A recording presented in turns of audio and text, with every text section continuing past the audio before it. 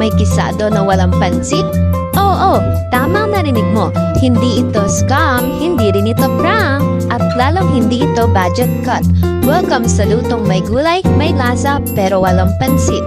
Hi mga kagoden, ako nga pala si Yuna at ngayon magluluto tayo ng gisado na perfect para sa mga nagsabing may ulam pa naman, wag na magpansit.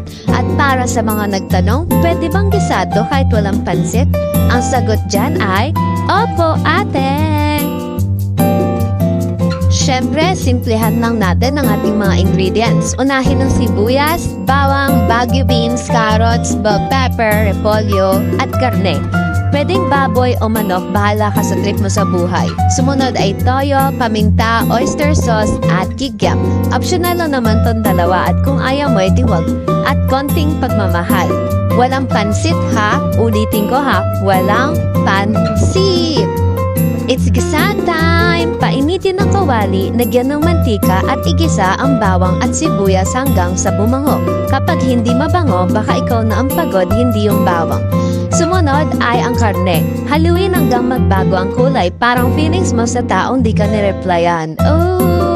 Isunod ang carrots, bell pepper at bagu beans. Tapos sumunod ang repolyo. Huwag masyadong lutuin na, ayaw natin ng gulay na parang pinagdaanan ang heartbreak. At isunod ay lagyan ng toyo at paminta. Tikman. Kapag kulang, dagdagan. Kapag sobra, ipagdasal mo na lang. Sa putong to, may magtatanong, asan na yung pansit? Mga kaibigan, wala nga eh. Ito po ay gisado na independent, strong at hindi umaasa sa pansit. Yun no? O ayan na! Mainit, makulay, masustansya. At kahit walang pansit, gisado pa rin.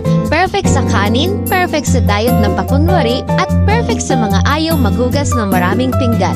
Kung nagustuhan mo ang gisado na walang pansit, i-like, i-share at i-subscribe mo na to.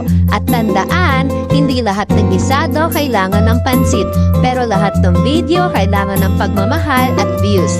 Kita-kits sa susunod na luto. Paalam!